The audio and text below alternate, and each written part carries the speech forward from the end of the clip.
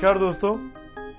एक मशहूर गाना है हिंदी फिल्म का, दिल है छोटा सा छोटी सी आशा। आज सबको आशा, उम्मीद, होप, सब लोग आशा कर रहे हैं कि बहुत जल्द कोरोना को लेकर परिस्थितियां ठीक हों, हम लोग सामान्य जीवन में लौट सकें, जैसे थे मार्च के महीने में 20 मार्च के पहले वैसे सब कुछ हो जाए। लेकिन मैं आपको ये बताने आया हूं कि अपनी इस उम्मीद की किरण को बरकरार रखिए। कुछ अच्छी बातें आज मैं आपको बताऊंगा जिससे ये उम्मीद जगती है कि वो दिन दूर नहीं जब सब कुछ सामान्य हो जाएगा। हम घर के बाहर निकल सकेंगे, हम घूम सकते हैं, हम लोगों से मिल सकते हैं, हम एक दूसरे के घर जा सकते हैं, लेकिन सोशल डिस्टेंसिंग का पालन करते हुए। ये जरूर याद रखिएगा, मास्क लगाना जरूर याद रखिएगा, सोशल डिस्टेंसिंग को अपनाए रखना जरूर याद रखिएगा। लेकिन घरों के अंदर लगने लगा ना कि 40 दिन हो गए बंधे हुए हैं, उस 40 दिन से कैसे निजात मिलेगी। 2-3 अच्छी बातें मैं आपको बताता हूं जिसके जरिए ये उम्मीद की किरण जागी है। आज इस अप्रैल के महीने के आखिरी रविवार को 25-26 तारीख को कि चीजें पर्सपेक्टिव में आने वाली है। कैसे आने वाली है मैं बताता हूं। प्रधानमंत्री ने जो मन की बात की आज, अगर आप ध्यान से सुनेंगे प्रधानमंत्री की इस मन की बात को, तो एक जगह प्रधानमंत्री बोलते हैं कि रमजान का महीना है, रमजान को घर में रहकर मनाइए, पूरी ईमानदारी से मनाइए ताकि ईद हमारी अच्छी हो सके। तो ईद कब आती है? ईद आएगी मई के आखिरी हफ्ते में, करीब 22 से 30 मई के बीच में मई ईद को आना चाहिए। तो ऐसे में क्या मई के आखिर तक आते आते कोरोना से हमारी जो लड़ाई है उसमें हम किसी मुकाम तक पहुंच जाएंगे? ये आपके मन में भी आया होगा, मेरे मन में भी आया है। तो पहले प्रधानमंत्री ने क्या कहा रमजान को लेकर, ईद को लेकर, उसको ध्यान से सुनिए। साथियों, रमजान का भी पवित्र महीना शुरू हो चुका है। जब पिछली बार रमजान मनाया गया था तो किसी ने सोचा भी नहीं था कि इस बार रमजान में इतनी बड़ी मुसीबतों का भी सामना करना पड़ेगा। लेकिन अब जब पूरे विश्व में ये मुसीबत आ ही गई है तो हमारे सामने अवसर है इस रमजान को संयम, सद्भावना, संवेदनशीलता और सेवा भाव का प्रतीक बनाएं। इस बार हम पहले से ज्यादा इबादत करें ताकि ईद आने से पहले दुनिया कोरोना से मुक्त हो जाए और हम पहले की तरह उमंग और उत्साह के साथ ईद मनाएं। उसके बाद अब मैं बात करना चाहूंगा अरविंद केजरीवाल की। प्रधानमंत्री की मन की बात खत्म हुई, उसके आधे घंटे के भीतर दिल्ली के मुख्यमंत्री अरविंद केजरीवाल ने देश को, दिल्ली की जनता को संबोधित किया। लाइव प्रेस कॉन्फ्रेंस हुई। अरविंद केजरीवाल ने भी उम्मीद की किरण जगाई। अरविंद केजरीवाल ने कहा कि दिल्ली में जो अस्पतालों में भर्ती होने वाले मरीजों की संख्या है उसमें बहुत तेजी से गिरावट आई है। जो दिल्ली में कोरोना के मरीज हैं उनके मौतों की संख्या में भी गिरावट आ रही है।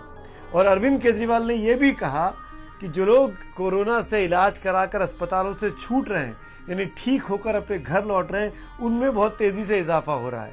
तो पहले अरविंद केजरीवाल की बात सुनते हैं। पिछले से पिछले हफ्ते में 850 केस आए थे और पिछले हफ्ते 622 नए केस आए थे। 7वें हफ्ते में 21 लोगों की मौत हुई थी। पिछले हफ्ते में 9 लोगों की मौत हुई थी। हमारा मकसद है एक भी व्यक्ति की मौत नहीं होनी चाहिए। थोड़ी कम हुई थी। पिछले से पिछले हफ्ते 21 लोगों की मौत, पिछले हफ्ते 9 लोगों की मौत हुई थी। पिछले से पिछले हफ्ते 7वें हफ्ते में 260 लोग ठीक होके गए थे। अस्पतालों से 260 लोग ठीक होके अपने घर गए थे। 8वें हफ्ते में यानी कि पिछले हफ्ते 580 लोग ठीक होके अपने घर गए थे। तो एक तरह से दुगने से भी ज़्यादा लोग ठीक होके अपने घर पिछले हफ्ते गए थे। तो अगर हम ये देखें कि जितने लोग नए आए थे बीमार होके और जितने लोग ठीक होके गए, अगर नेट देखें तो एक तरह से 566 लोग पिछले से पिछले हफ्ते हमारे अस्पतालों में नेट आए थे और पिछले हफ्ते केवल 34 लोग आए थे नेट। ये बात सुनकर भी उम्मीद की किरण जागती है। मोदी जी की बात सुनकर भी जागती है, केजरीवाल जी की बात सुनकर भी उम्मीद की किरण जागती है। और ये क्यों जागती है, किस बेसिस पर ये बड़े नेता इस तरह की बातें कर रहे हैं, उसकी शायद वजह यह है कि दुनिया भर में कोरोना को लेकर तमाम तरह के अध्ययन चल रहे हैं, रिसर्च चल रहे हैं, पेपर्स लिखे जा रहे हैं। बड़े बड़े ब्रेन जो है, दिमाग जो है, वो जानना चाहते हैं कि कोरोना को से कैसे निपटा जा सकता है। तो एक तरफ तो वैज्ञानिक जो है वो टीका खोजने के लिए, दवाई खोजने के लिए काम कर रहे हैं। दुनिया भर के वैज्ञानिक, करीब 90 अलग अलग जगहों पर टीके पर काम चल रहा है दुनिया भर में।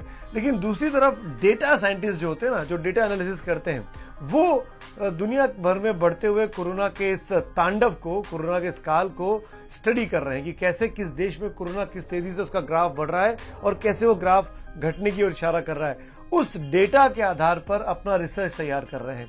तो ऐसे एक शानदार रिसर्च है Singapore university of technology and design, इसकी एक स्टडी आई है जो इतनी अच्छी खबर सुना रही है, जिसको सुनकर जैसे मैं खुश हूं ना, चेहरे पे मुस्कुराहट है, शायद आपके चेहरे पर भी मुस्कुराहट आएगी। अभी तक भारत ने जितने कदम उठाए हैं कोरोना से निपटने के लिए, उसके आधार पर जिस तरीके से हमारा कोरोना का ग्राफ संख्या बढ़ रही है, 24-25 हजार तक मरीज पहुंच गए हैं, उसके आधार पर ये यूनिवर्सिटी की स्टडी के तमाम साइंटिस्ट कहते हैं, जिसमें बड़े बड़े स्कॉलर्स शामिल हैं, दुनिया भर के अलग अलग देशों के स्कॉलर्स हैं, हमारे हिंदुस्तान के भी 2-3 उसके अंदर IITians हैं, जो ये कहती है कि अगर ऐसे ही चला जैसे कि अब तक चलता आ रहा है, जैसे अभी तक सरकार ने लॉकडाउन को पालन करवाया और देश की जनता ने पालन किया है, तो 21 मई का आखिरी हफ्ता, आज से करीब 1 महीने के बाद, 21 मई के बाद 97% तक कोरोना पर भारत में विजय प्राप्त हो जाएगी। 97%। केवल 3% ऐसा रहेगा जो कोरोना ग्रसित लोग रह जाएंगे, यानी 97% लोग कोरोना से मुक्त हो जाएंगे। और ये इशारा कर रहा है कि जीवन जो है वो मई के बाद शायद आम जनजीवन जो है वो पटरी पर लौट सकता है, धीरे धीरे एहतियात बरतते हुए, सोशल डिस्टेंसिंग और मास्क का पालन करते हुए। 21 मई के बाद ये डेटा ये कहता है कि इसी तरीके से अगर जनता ने इसका फॉलो किया जैसे कि हम और आप करते आ रहे हैं, तो जून के आखिर तक आते आते हिंदुस्तान से कोरोना लगभग खत्म हो जाएगा। 99% तक कोरोना पर विजय हासिल की जा सकती है। लेकिन इस स्टडी का जो सिंगापुर यूनिवर्सिटी, जो कि दुनिया की बहुत ही प्रतिष्ठित यूनिवर्सिटी है, इस यूनिवर्सिटी में पढ़ने के लिए, स्कॉलरशिप करने के लिए वाकई में लोगों को पापड़ बेलने पड़ते तब उनको एडमिशन यहाँ होता है। उस यूनिवर्सिटी का ये डेटा कहता है, डेट याद रखिए, 21 मई और जून का महीना, जून का आखिरी हफ्ता, सब कुछ हिंदुस्तान में लगभग कोरोना को लेकर ठीक हो सकता है।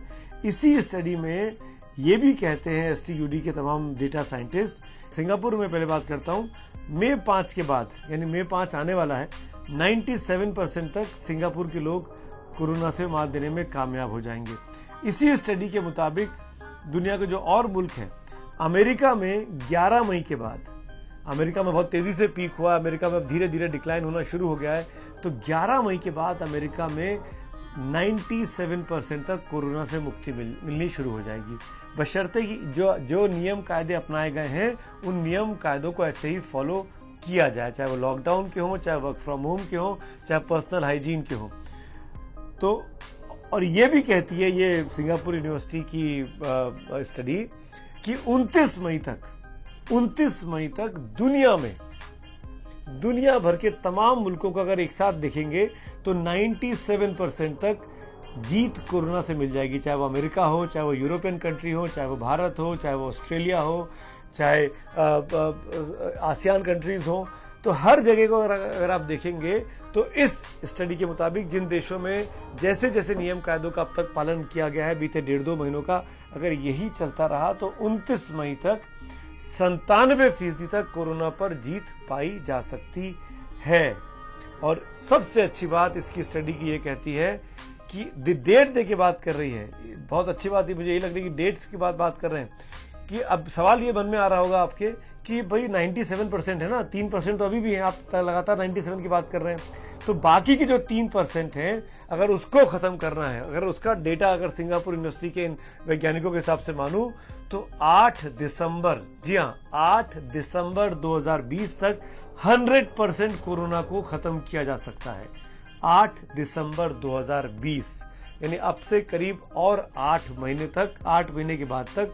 और ये उम्मीद करनी चाहिए, जैसा कि भारत के प्रधानमंत्री के वैज्ञानिक सलाहकार के विजय राघवन ने जो एबीपी न्यूज़ को इंटरव्यू दिया है उसमें उन्होंने कहा कि टीका बनने में 8 महीने से 1 साल लगेगा। तो ये उम्मीद करनी चाहिए कि दिसंबर के आसपास तक कोरोना से लड़ने की दवाई और टीका भी तैयार होगा। और उसके बाद अगर किसी को गलती से कोविड-19 का वायरस आता है, कोरोना वायरस 19 का वायरस अटैक करता है, तो उसके पास इलाज होगा, दवाई का टीका होगा और उससे उसको मात दी जा सकती है।